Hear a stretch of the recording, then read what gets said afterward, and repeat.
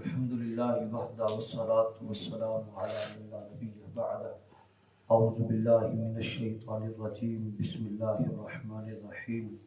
قال الله تبارك وتعالى في القرآن المجيد: وأقام الصلاة وآتوا الزكاة والموفون بعهدهم إذا عاهدوا والصابرين في البأساء والضراء وحين البأس اولئک الذین صدقوا واولئک هم المتقون.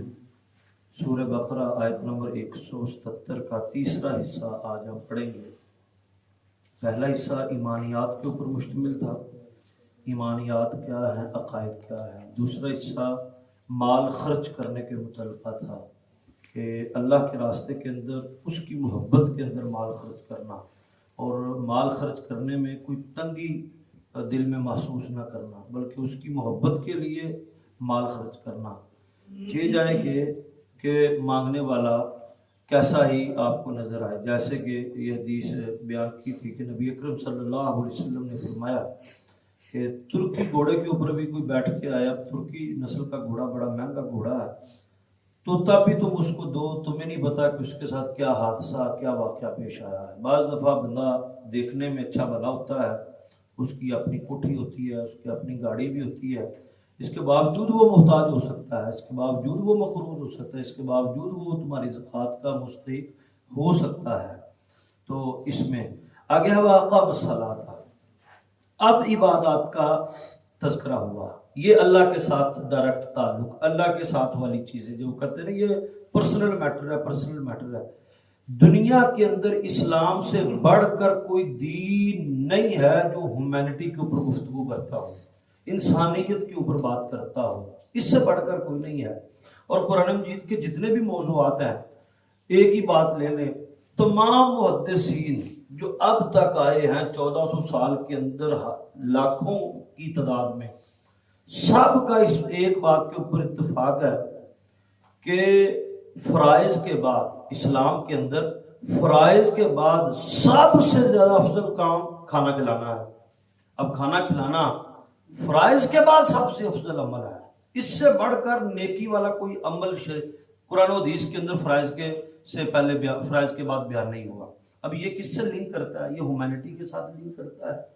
دوسری بات، نبی اکرم صلی اللہ علیہ وسلم کی ذاتی زندگی بھی اگر آپ دیکھیں تو 40 سال کے بعد آپ نے ایک بات کہی تھی کہ ہے کوئی کسی کے ساتھ میں نے خیانت کی ہو، کسی کو جھوٹ بولنا ہو، کسی کو گالی دی ہو، کسی کو برا بھلا کہا ہو، یا کوئی میرے سے اذیت کے اندر مبتلا ہو، تو کوئی ایک شخص بھی نہیں اٹھا.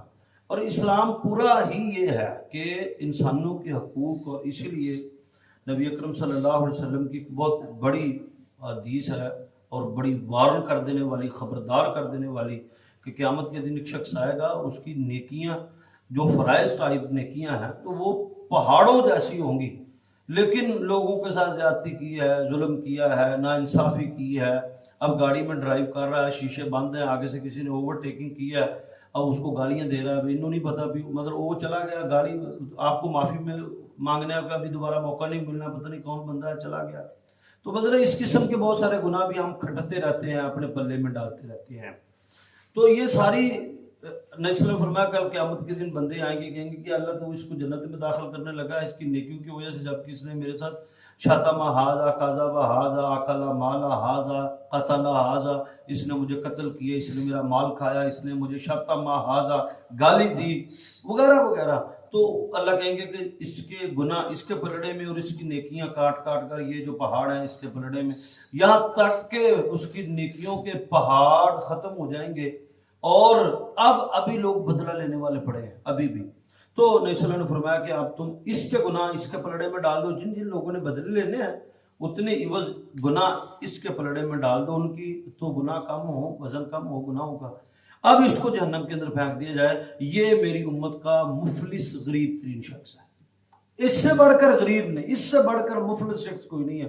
یہ میری امت کا سب سے مفلس شخص، کلاش شخص ہے کہ جس نے بڑی نیکیاں کمائی لیکن اس کے کسی کام نہ آئیں. تو لہذا یہ ہیومینٹی اور انسانیت اور لوگوں کے ساتھ ایک اچھا تعلق، یہ بہت اہم ہے، بہت ضروری ہے. کیا وجہ تھی کہ مکے میں جان کے در پہ تھے لوگ، اس کے باوجود نبی اکرم صلی اللہ علیہ وسلم نے حضرت علی کو اپنے قائم مقام پیچھے کھڑا کیا کہ لوگوں کی امانتیں واپس کر کے آؤ۔ کیوں؟ کیونکہ وہ لوگوں کی تھی کہ نبی تو ہجرت کر کے چلا گیا، امانتیں بھی ساتھ لے گیا، امانتوں دینے کے لیے پیچھے حضرت علی رضی اللہ تعالی عنہ کو اپنا جانشین مقرر کیا رسول اللہ صلی اللہ علیہ وسلم نے۔ آگے ہے، یہ آ رہا ہے نماز، اللہ کے ساتھ تعلق، وَأَقَامَ الصَّلَاةَ، نماز کو قائم کرنا، نماز قائم کرنا، نماز کا قرآن مجید کے اندر قائم کرنے کے اعتبار سے 700 صفحہ ذکر آیا ہے، اور پڑھنے کے اعتبار سے صرف ایک دفعہ ہی آیا ہے، اِنَّا أَعْطَيْنَاكَ الْكَوْثَرَ فَصَلِّ لِرَبِّكَ وَانْحَرْ، اپنے رب کے لیے نماز پڑھ اور قربانی کر۔ قائم کا لفظ اس لیے کہ اللہ رب العالمین کی ذات مبارکہ قرآن مجید کے اندر ایسے الفاظ کو نازل کرتی ہے کہ جس کے بعد اس جیسا کوئی لفظ موجود نہ ہو۔ قرآن مجید کے معنی، مطالب، مفہوم، الفاظ، اللہ کے احکامات ایسے مضبوط ہیں، اس میں سے کوئی کڑی، کوئی کجی، کوئی شک تلاش نہیں کر سکتا، یا اس کے جیسا کوئی حرف اور نہیں لا سکتا اس کے پائے کا۔ تو اقامہ کا لفظ نماز کے لیے اللہ نے ایسا لفظ استعمال کیا ہے کہ اس کے پائے کا لفظ کوئی اور لا ہی نہیں سکتا، اور یہی لفظ نماز کو مکمل کرتا ہے کہ نماز کو قائم کرنا، نماز کو قائم کرنا، ایک کے بعد ایک نماز کو قائم کرنا۔ یہ نہیں ہے کہ جو آ گئی وہ پڑھ لی، ہمارے ہاں تو یہی ہے کہ جو دفتر میں آئیں وہ پڑھ لی، جیسے گھر گئے تو نہیں پڑھی، فجر میں بھی نہیں پڑھی، مطلب آئے ہیں تو ڈیوٹی پر آئے ہیں تو فجر نہیں پڑھی، سوئے رہے ہیں تو ظہر پڑھی ہے، عصر پڑھی ہے، مغرب راستے میں گزر گئی ہے، عشاء جو ہے وہ پکنک پہ گزر گئی ہے یا ٹی وی دیکھتے ہوئے گزر گئی ہے، گویا کہ نمازیں صرف وہی پڑھنی ہے جو دفتر میں لب جائے، نہیں۔ قائم و اقام الصلاۃ، نماز کو اس کے حق کے ساتھ قائم کرنا، پورا کرنا۔ نماز کی چوری سب سے بڑی چوری، آپ نے فرمایا تم نے دیکھا نہیں کیا اس شخص سے بڑھ کر چور کون ہوگا؟ جو نماز کا چور ہے، نماز میں چوری کرنے والا، اس سے بڑھ کر کوئی چور نہیں ہے۔ تو نماز کو بھی ایک ہے نماز قائم کرنا، جیسے نماز فرض ہے ویسے نماز جماعت کے ساتھ فرض ہے، ویسے نماز اس کے وقت پر فرض ہے، ویسے نماز سنت کے مطابق فرض ہے، ویسے نماز باوضو فرض ہے۔ یہ وضو کے، یہ نماز کے فرائض میں ہیں ساری چیزیں، جیسے نماز فرض ہے ویسے نماز جماعت کے ساتھ فرض ہے، ویسے نماز مسجد میں فرض ہے۔ حضرت عبداللہ ابن مکتوم نبی نے، صحابی نبی اکرم صلی اللہ علیہ وسلم کی، انہوں نے اجازت دی اللہ کے رسول کہ میں مسجد میں نہیں آ سکتا، میں نبینا ہوں۔ عذر دیکھیے گا، عذر اس کے جائز عذر، پہلی بات نبینا ہوں، دوسری بات فجر اور عشاء کی اجازت چاہتا ہوں، باقی نمازیں مسجد میں پڑھوں گا کیونکہ فجر کے وقت اندھیرا بہت ہوتا ہے اور میں نبینا ہوں، راستے میں پتھریلی زمین ہے اور میرے گھر کے اور مسجد کے درمیان میں درندے ہیں، مجھے ڈر ہے کہ کوئی مجھے کاٹ نہ کھا جائے۔ اللہ کے رسول صلی اللہ علیہ وسلم مجھے گھر میں نماز پڑھنے کی، یہ 2 نمازیں پڑھنے کی اجازت دے دے۔ رسول اللہ صلی اللہ علیہ وسلم نے فرمایا ہاں تمہیں اجازت ہے۔ تھوڑا سا پیچھے پلٹے تو آپ نے فرمایا عبداللہ کیا تمہارے گھر میں اذان کی آواز پہنچتی ہے؟ جی اللہ کے رسول پہنچتی ہے۔ آپ نے فرمایا پھر تمہیں گھر میں نماز پڑھنے کی اجازت نہیں ہے، تم نماز مسجد میں آ کر پڑھو گے۔ اور ساری زندگی عبداللہ ابن مکتوم مسجد میں نماز پڑھتے رہے۔ تو ہمارے پاس کیا عذر ہے؟ آنکھیں ہیں، وہ نبینا، راستے صاف، اسٹریٹ لائٹس لگی ہوئی، گاڑیاں ہیں، موٹر سائیکلیں ہیں، کیا کچھ سب مسجدیں ہیں، وہاں پر تو پتھریلی زمینیں، یہ فرق، یہ گرمیوں میں اے سی لگے ہوئے ہیں مسجدوں میں، سردیوں میں ہیٹر لگے ہوئے ہیں، گرم اور ٹھنڈے پانی کے انتظامات ہیں، کمال انتظامات ہیں، تو پھر بھی کوئی نماز۔ وَإِقَامَ الصَّلَاةَ، نماز کو قائم کرنا، وَآتُ الزَّكَاةَ، زکوٰۃ کو ادا کرنا، زکوٰۃ کو ادا کرنا۔ زکوٰۃ، اب حضرت ابوبکر صدیق رضی اللہ تعالی عنہ نے جو جنگ کی تھی بعض منکرین زکوٰۃ کے ساتھ، اس کی وجہ بہت بڑی نہیں تھی، وہ یہ کہتے تھے کہ ہم زکوٰۃ دیں گے لیکن ہم زکوٰۃ بیت المال میں جمع نہیں کروائیں گے، اپنی مرضی سے بانٹیں گے، جنہوں مرضی دئیے۔ ایک بات۔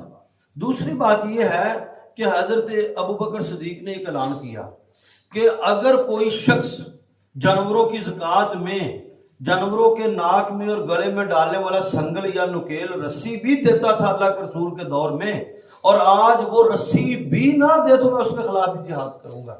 ایک پورے گروہ کے خلاف باقاعدہ جہاد کا اعلان کر دیا، تلواریں نکال لی ان کے لیے جنہوں نے زکوٰۃ سے ہاتھ روکا۔ اب زکوٰۃ کے جو نصاب ہے اس کے متعلق رمضان میں بھی گفتگو ہوگی انشاءاللہ العزیز، زکوٰۃ کے حوالے سے پورے احکام و مسائل کے ساتھ۔ تو زکوٰۃ کو پوری ذمہ داری کے ساتھ ادا کرنا یہ اللہ کا حق ہے۔ رسول اللہ صلی اللہ علیہ وسلم نے فرمایا کہ قیامت کے دن ایک گنجا سانپ جو ہے اور اس کے بال اس لیے اڑے ہوئے ہوں گے کہ اس کے اندر زہر اتنا ہے کہ وہ اپنے زہر کی وجہ سے اس کے بال اڑ جائیں گے۔